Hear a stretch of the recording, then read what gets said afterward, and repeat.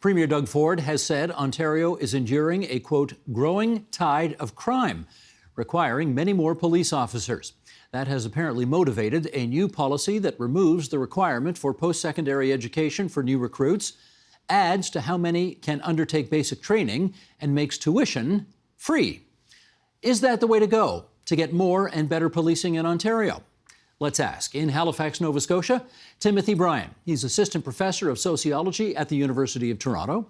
In the nation's capital, former police officer Gregory Brown, now an adjunct research professor at Carleton University.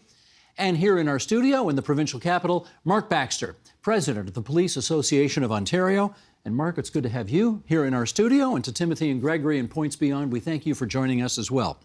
You heard me in the introduction say what some of the new ideas are that the province of Ontario is bringing forward. And I guess I'd like to start. Gregory, you're an ex-cop. Let's start with you.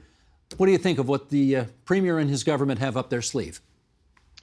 Well, I went to the Ontario Police College in 1985, and so I think the free tuition would certainly be a attractive incentive to getting some people into the profession of policing. But more to the point, I was very surprised by the announcement. I'm still waiting to hear the underlying rationale. In my opinion, we were moving on a trajectory towards requiring more education than less. At my university, Carleton, myself and a couple of other professors just a couple of years ago were exploring the possibility of introducing a 4-year degree program in police sciences, and that would be perhaps a requirement for a recruit to enter into the profession. It's very similar to what they were doing in the United Kingdom. So surprise was my response, and skepticism, I guess. As an academic, we're paid to be skeptical, so I'm waiting to hear the underlying rationale. Timothy Bryan, what's your take? Yeah, I was similarly surprised and concerned by this announcement. And I think what concerned me the most about the announcement was this sort of, the way in which post-secondary education or higher education was kind of framed in the announcement as something that is perhaps unnecessary or not useful to new recruits. What we know is from existing research is that better educated officers, as well as officers with greater experience, with better training, perform better.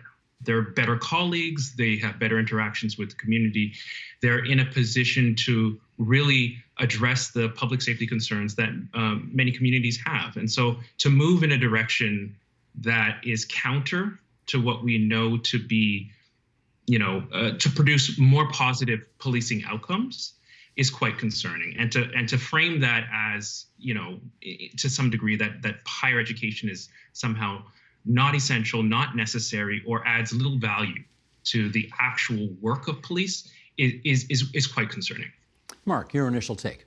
Our take is that this is removing barriers from potential recruits. It maintains the status quo. The current practice in Ontario is that if you want to be a police officer, you're required to have a minimum of a grade 12 education. The change is to an act that is not yet in place. And so what this change has done is removed a future barrier to policing. We know that across Canada, there's a labor shortage, and we're trying to attract the best possible recruits and the best candidates that we can to be police officers. And so, by maintaining the status quo, it will remove a future barrier for someone that would have a requirement to have post-secondary. Can I just get you to speak to the comments that Timothy and Gregory both pointed out? Namely, I think it's more unusual nowadays to require less education for a job than more education. By taking away the obligation to get some kind of post-secondary education, how does that make sense? Well, for us, we don't see this as, we're going to start hiring, uneducated people right out of high school, or we're going to hire someone that's 18 or 19 years old. Generally, what happens and what is happening now is this removes a barrier for someone who leaves high school and goes straight into the workforce. And then they accumulate all kinds of life skills, whether it's through a trade or something else in their work life. And then they decide later in life, oh, maybe I want to be a police officer. And so this removes a barrier of saying, okay, well, you didn't have the means to go to post-secondary school, perhaps right out of high school. You went straight into the workforce. Well, now it puts a barrier in place that someone who's later in life with bills to pay, maybe and a mortgage, perhaps they have family, they now have to go and acquire some post-secondary education in order to be a police officer. So it really helps us cast as wide a net as we can to attract the best candidates possible. As I get Gregory and Timothy to follow up on your answer, let's acknowledge they are both attached to post-secondary institutions. But do you think, Gregory, do you think that it, apropos of Mark's point, it could be a barrier to require a post-secondary degree before you get to put that uniform on? I appreciate Mark's perspective. I just don't agree. I think to Timothy's point, it's demonstrably apparent that a better educated officer does better in the field, leads to more positive police-citizen interactions. And it's been particularly questionable over the years that such an important aspect of our society, policing, where there's so much controversy, bad interactions have massive repercussions, that it's one of the few professions where we don't require a university-specific degree program. When you think of other professions, nursing, teaching, architecture, accounting, social work, dentistry, engineering, law, medicine, I could probably think of more. Timothy might have some others on his list as well. I just think that this is a natural progression as we evolve as a society and as the role of policing in society expands exponentially. Policing is now in the social work field, in the psychiatry field. We talk about de-escalating people in mental health crisis, dealing with people that are suffering from substance dependency. And so the job has gotten much more complex than when I started walking the beat in 1985 in Vanier, where that was a very simple mandate, to now a mandate that spans all kinds of different areas and requiring further education that's not delivered at the Ontario Police College or in field training. Timothy, what about it? Is there an argument to be made that the requirement of a post-secondary degree could constitute a barrier to getting more people into a police service somewhere?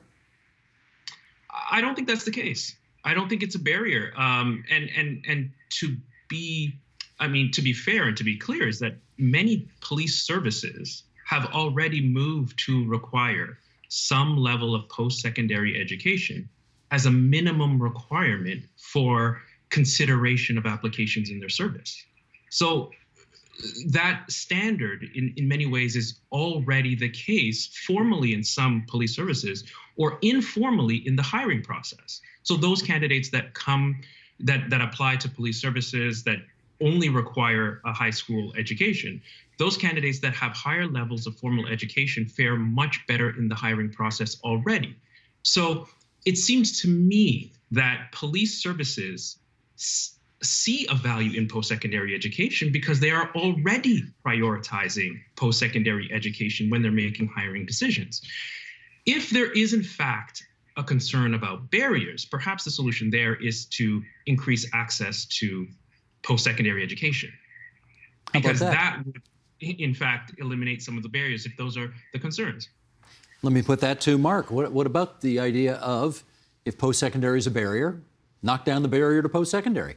Well, yeah, that's certainly one solution. I think right now, we can't lose sight of the fact that the Ontario Association of Chiefs of Police recently said that 10% of recruits at the police college don't have post-secondary education. So we're not talking about a large group of individuals that are becoming police officers that don't have post-secondary education. And I don't know what makeup of the 10% are, but I would, anecdotally, from my experience, I would say that, those are most likely people who have been in the workforce, perhaps been in the trades, maybe been in the military, who have gained life experience, and then now have shifted their focus to policing. Can I ask you a personal question? Yeah. Have you got a post-secondary degree? I have a diploma I have a 2-year diploma from Fanshawe. Okay, that's a post-secondary, diploma. Yes. Do you think it has been useful to your being a better cop? Honestly, I don't. I think that I think the training that we receive, I think it's helpful. I think it helped me in the early stages, certainly at the police college. But it's a very intensive training program and highly regulated that you go through at the Ontario Police College. It's now up to 13 or 14 weeks. Plus, you have regular yearly training as well as ongoing training with whatever the latest that's happening in policing is. And so, I think, in policing, we really are constantly educating our police officers And it's a lifelong learning profession where you're always learning the latest updates and the latest training on trends or what's happening in policing. As an example, the opioid pandemic, which we know is so tragically killing so many people across this country on our streets. When I went to police college in 2005, we weren't learning about opioids or drug overdose deaths because it wasn't something that we were dealing with. It's something that evolved over time, and as that issue came to the forefront, we trained our police officers on how to respond to those types So they are getting training on that now. Certainly. I want to go to Timothy on that. How good would you say the current way we train police officers rolls out? Well, I think to assume that the education that's provided at the Ontario Police College or in-service training, as good as it may be, is sufficient to address the kinds of complex public safety concerns that are facing many, communities in Ontario. I think it's perhaps a little naive. What we know is that police training over the last decade has had to be revamped because it has been proven to be ineffective at responding to certain kinds of incidents. We know that the kinds of communities and the kinds of places in which policing is taking place, not just individuals who struggle with mental health or addiction issues or people in crisis, but individuals with language barriers, individuals who may have come to reside in Ontario from a vast array of backgrounds. What you get I think in a post-secondary education is the kinds of really meaningful and important transferable skills that allow you to do those multiple angles of that job, whether it's communication, understanding, analysis, problem solving, understanding what you don't understand, right? And you can then take those skills and use them to learn and continue your development as a police officer. And I think the point also has to be made here is that having a post-secondary education, having higher levels of formal education is an asset to police officers, period, to their own career development, to their own progression. And so what I think here, again, that is most concerning is to have this debate about whether a post-secondary education is valuable or not is really, the wrong discussion to be having. The question is, how do we equip police officers with the kinds of skills that they need to effectively meet the public safety challenges communities face? All right, let me pick up on that question if I can and put it to Gregory, because he obviously has, based on his experience, determined that there is a place for a bachelor's degree in policing, which he, I think, told us earlier he's working to get such a program in place at Carleton. What would that kind of a program offer, Gregory, that you think the current training for police officers misses? Well, I think one of the significant benefits would we would have 4 years to assess the suitability of a candidate. They would go through a degree program. They would learn a very holistic approach to policing. They would learn in depth about various complexities in today's police world, in dealing with people struggling with mental health, in actual use of force training that would incorporate depolicing. We would, in my conception of the way we would roll this out, there would be a theoretical approach, but also, as compared to a lot of university programs, a much more applied approach. So I would like to see officers extremely proficient in use of force. This is an area where police get into a lot of trouble. When you have an officer, and I'm sure Mark, in his experience with the Brantford Police, I don't know if it coincides with mine, but use of force training after you leave Aylmer is maybe 8 hours a year. To be proficient 100% of the time at 10 out of 10 in highly stressful situations is just impractical. I relate often anecdotally to golfers, which I'm sure many of the audience can relate to. To expect to not touch a golf club for 365 days and then go out and shoot par is impossible. And so part of our program would be training officers to a very high level of use of force proficiency, where they're applying it professionally as opposed to out of emotion when you're angry with someone.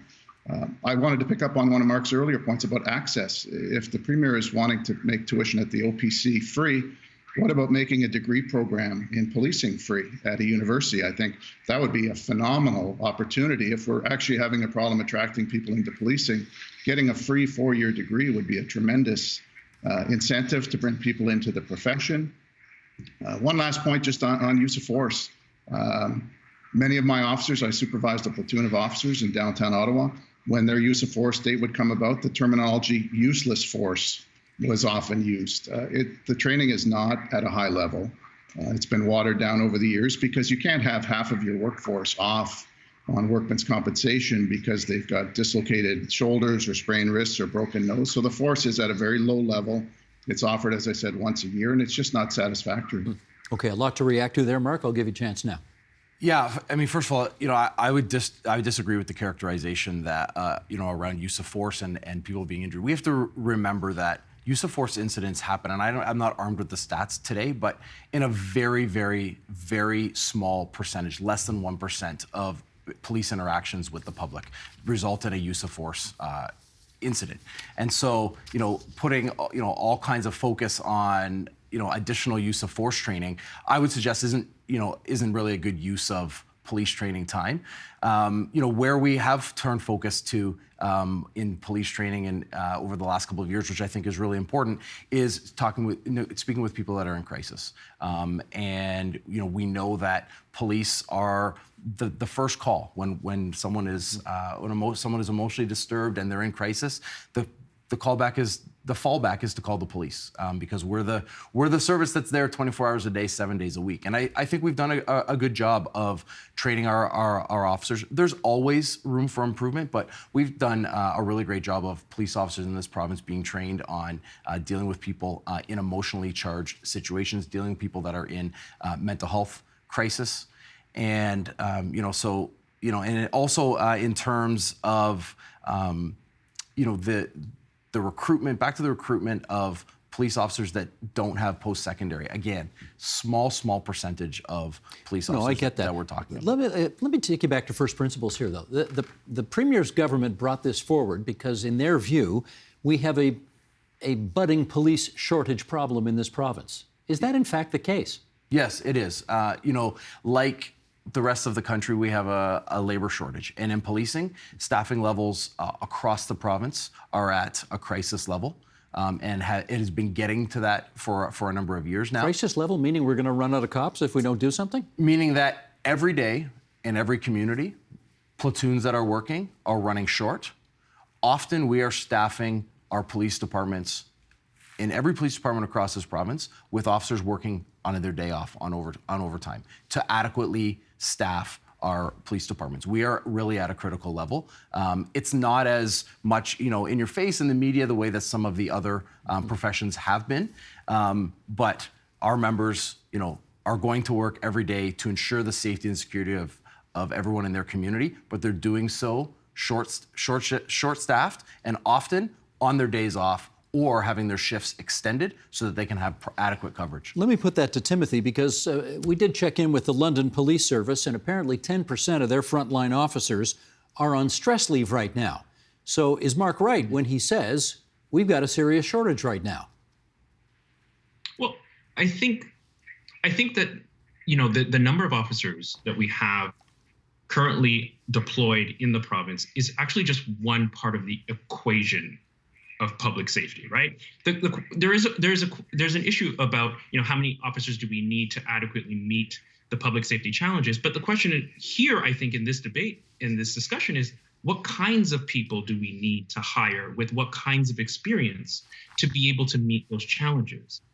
It's not just enough to have more people on the streets. It's important to have the right people on the streets, because when we respond more effectively to the calls that police receive, and they are more efficiently dealt with, and you form stronger relationships with communities, it makes policing overall much more efficient and much more effective.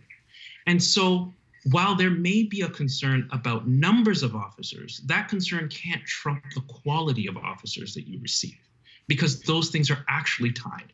And if you have lower quality officers, that may in fact create more challenges to policing than simply having additional numbers. So I think that we need to have a much more nuanced conversation that doesn't rely simply on the arithmetic of policing. Mark, you want to come back on this? Yeah, Timothy, and I understand what you're saying, but one thing that's really important that can't get lost in this conversation is no one's talking about lowering the standards to hire police officers. We already have. Could you not infer that was the case if you don't require a post-secondary degree or certificate? No, because you don't require one now. And so we haven't changed. All we've done is change. All that's been changed is a future, something in a future act that's not in play yet. But the way the standard is now is grade 12, and no one is talking about reducing the requirements to become a police officer, because we still have very high standards for which we select police officers from, and those standards should remain high. What this does is ensures that the net is cast very wide for the group of potential candidates who will then enter into a pretty rigorous recruitment process. Greg, you want to come back on some of this? I have some concerns. The government clearly some years ago thought it was a good idea to implement a requirement for university education. It's now apparently backtracking. I'm not convinced that there's this tremendous shortage of applicants. I think at any major police service, they have literally thousands and thousands of applicant files in their human resources department. I completely agree with Mark's point. The police to population ratio in many jurisdictions, especially in the city I'm in, Ottawa, is horrific. I mean, they're way below levels that need to be deployed on the streets. That's not an issue, as Timothy alluded to, regarding quality of applicant. That's a whole other topic for a whole other show. We need to hire many, many more police officers to do the job effectively and to give officers, I had to order officers to stay after night shift to work half of the day shift because we had mandatory minimums on the street. And it's not surprising the numbers that you quoted, Steve, about the London Police Service. I mean, officers are burnt out. So we do need to hire more officers. But I completely agree with Timothy's point that we need to hire a better quality of officer than what would be contemplated if this is rolled out. I do a lot of research in the United States. In America, not only the educational standards, you could argue the slippery slope principle here, have been diminished, but then the fitness standards have gone down. In the state of Missouri, I believe, they're waiving misdemeanor criminal convictions for applicants. I'm not suggesting that's going to happen in Ontario, but I think we're going in the wrong direction with this initiative. And unfortunately, Greg, the days of having a large number of applications sitting in a box somewhere are gone.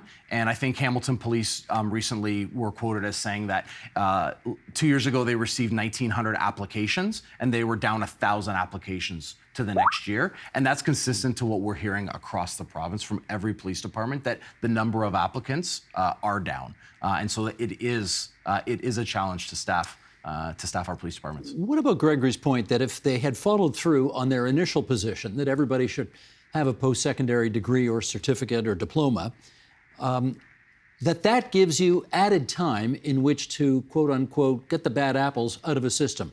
You've got extra time to see whether somebody really does belong with a uniform on. Is that not a fair argument? I think right now we've got such rigorous recruitment protocols in place and such tight guidelines for selecting police officers and rigorous background investigations that are completed. I don't see that having an impact. Even on mental health issues? Having much of an impact. If officers have mental health issues, I mean, no, not them themselves. Do you think with the police training they get right now in Aylmer at the police college, they are adequately trained to deal with calls that require somebody in mental health distress them responding to?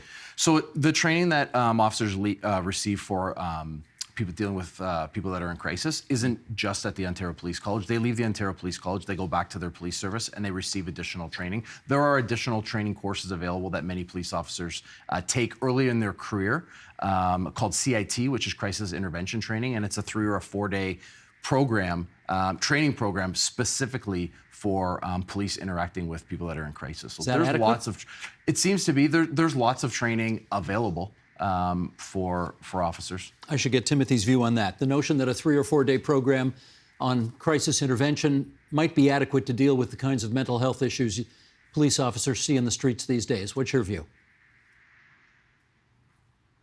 Timothy, that's for you. Yes. So, I mean, I think the answer to that question has already been answered by many police services in this province who have said for the last number of years, we are not the best organization or institution to respond to people in mental health crisis. This is why there have been initiatives that have been piloted to connect police with mental health professionals, police with nurses, because police have said themselves they are not the best equipped or the best trained to respond to individuals in crisis. So I'm not so sure that the position that was just presented is actually consistent with what police have been saying for years now. So I think the answer is no, they're not.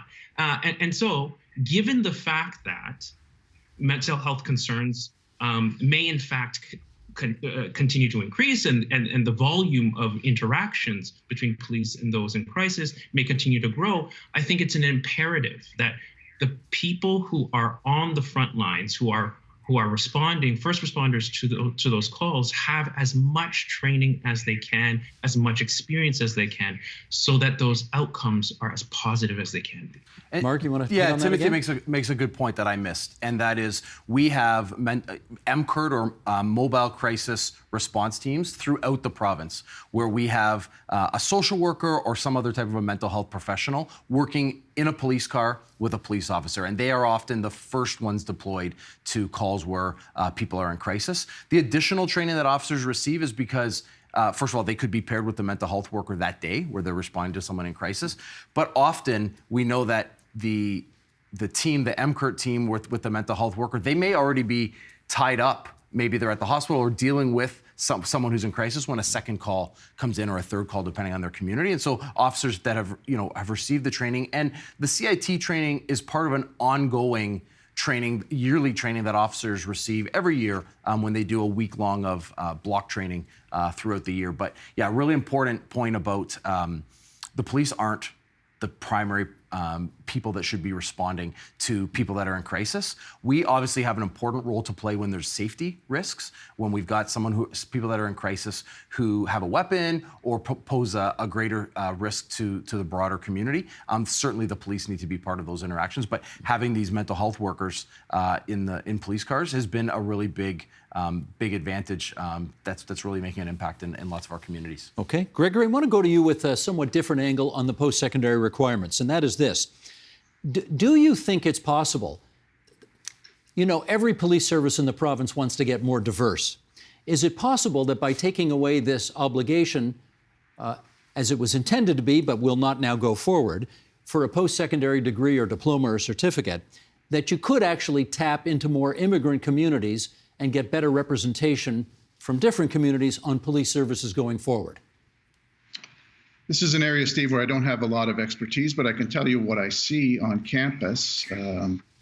We have very, very diverse universities. I don't know if Timothy would agree, but we have extremely diverse student populations that are pursuing degree programs right now. And so I'm not convinced that there's any kind of empirical argument that can support the idea that by imposing a requirement for a degree, that it's going to limit the opportunities for new Canadians or marginalized communities to enter into the profession.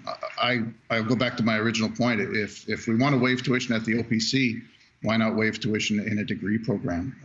I think that would be a tremendous opportunity to recruit people from diverse backgrounds and to lead to diminishing the shortage that Mark's alluded to that is happening in recruiting. Timothy, what's your view on that? Yeah, to suggest that eliminating a requirement for post-secondary education is somehow a diversity method, a method of increasing diversity, I think is a bit naive, right? Because this decision isn't about actually increasing the levels of diversity in police forces. This isn't an announcement that, that's being made by the provincial government saying, we are going to require a post-secondary education, but we recognize the need to further diversify our police forces.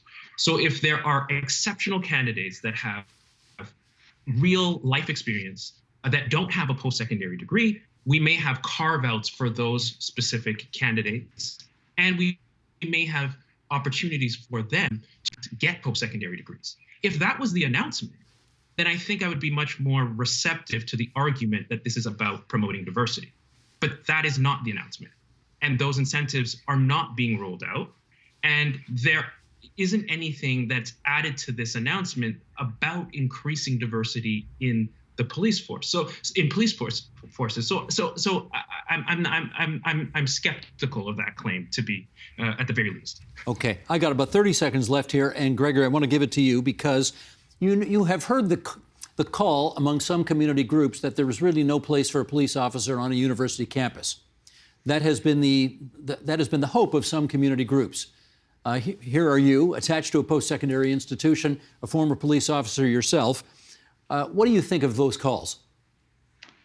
I'm not pleased with that, Stephen, and that's why the initiative that we were exploring at my university was set aside.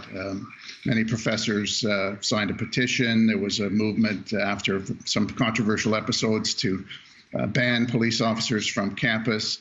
I'm hoping that will be reconsidered in the cold light of day when cooler heads prevail. I mean, if we have a problem in policing, the idea of banishing potential police officers or serving police officers from campus is not going to remedy the situation. I think it's a knee-jerk emotional response that wasn't well thought out. I certainly disagree with that. I'm very proud of my work in policing. I'm very proud of my work in the academic world. I mentor many, many students that are very interested in going into policing for all the right reasons. And so I hope that comes to an end. That's our time. To be continued, as they say. Going from right to left on your screen, that was Gregory Brown, Carleton University. In the middle of that shot, Mark Baxter, President, Police Association of Ontario, and Timothy Bryan, Assistant Professor, Sociology, U of T. My thanks to the three of you for coming on to TVO tonight. Thank you. Thank you. The Agenda with Steve Paikin is made possible through generous philanthropic contributions from viewers like you. Thank you for supporting TVO's journalism.